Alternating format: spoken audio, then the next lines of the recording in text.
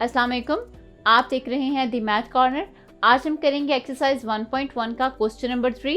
ये question number 3 जो है ये काफ़ी ज़्यादा इंपॉर्टेंट है बोर्ड के पेपर्स के हवाले से, तो इसको ज़रा आज डिटेल में देखेंगे।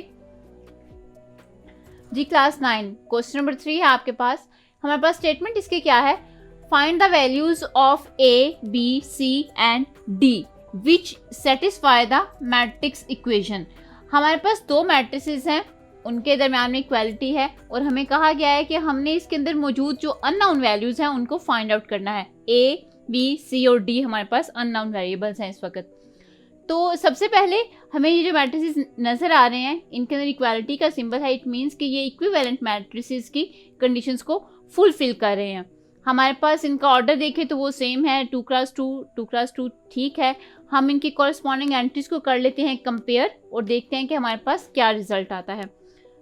कॉरस्पॉन्डिंग एंट्री को कंपेयर करें, फर्स्ट एंट्री को फर्स्ट एंट्री से करेंगे, a plus C is equals to 0।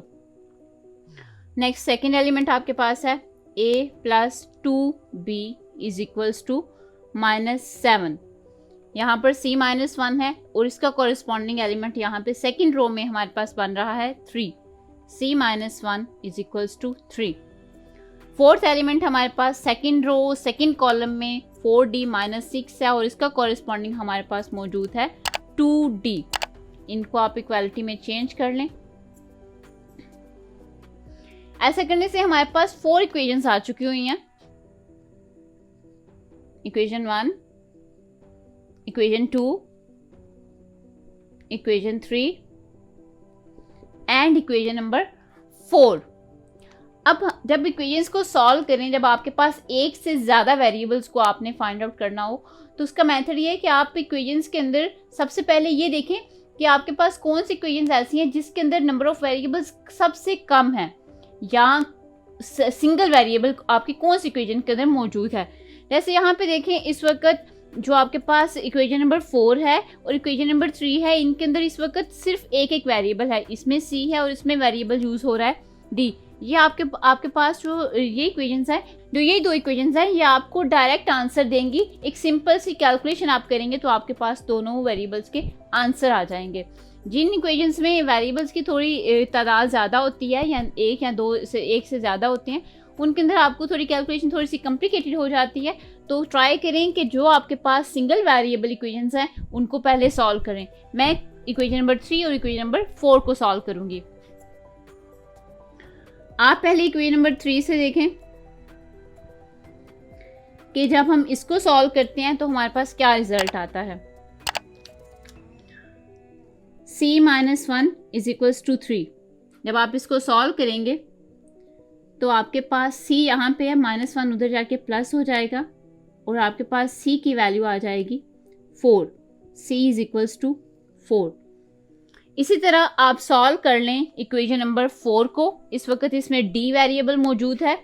आप इक्वेशन नंबर 4 को सॉल्व करेंगे तो आपके पास रिजल्ट आएगा। इक्वेशन नंबर 4 हमारे पास ये है, इसको सिंप्लीफाई कर लेते हैं 4d। अब आपके पास 2d यहाँ पर पहले से मौजूद है, 6 वहाँ पर जाएगा प्लस हो जाएगा।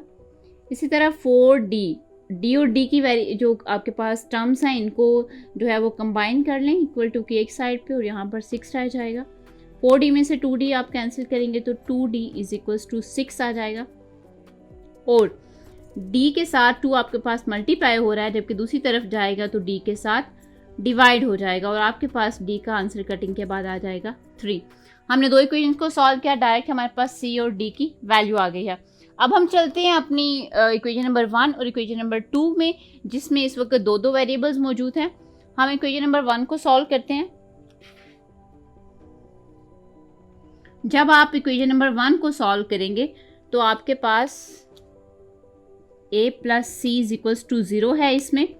अब आपने c की वैल्यू जो है वो फाइंड आउट की हुई है, आप उसको डायरेक्ट इसमें क्या करेंगे, पुट कर देंगे और आपके पास आंसर आ जाएगा -4। अब आपके पास सॉल्यूशन के लिए सिर्फ एक इक्वेशन रह चुकी है, वो है आपके पास इक्वेशन नंबर 2, उसको लिख लें। ये आपके पास है इक्वेशन नंबर 2। आपके पास a और b दो वेरिएबल्स इसमें मौजूद हैं। a की वैल्यू आपने फाइंड आउट की हुई है, वो आपके पास है -4, आप वो इसमें पुट कर लें। -4 + 2b = -7। 2b आपके पास यहाँ पे रह जाएगा, कॉन्स्टेंट्स को आप एक साइड पे ले जाएं।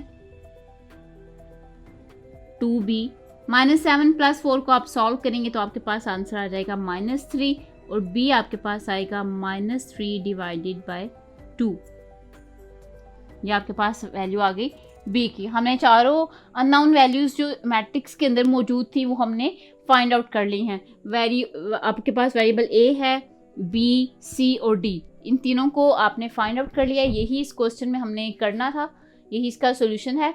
ये थी एक्सरसाइज 1.1 का क्वेश्चन नंबर 3, जो कि बोर्ड के इम्तहानात के हवाले से काफ़ी ज़्यादा इंपॉर्टेंट है। उम्मीद करती हूँ कि आपको इसकी समझ आई होगी और ऐसे मज़ीद एक्सरसाइज के लिए आप हमारे पेज को लाइक करें और हमारे चैनल को सब्सक्राइब भी करें। शुक्रिया।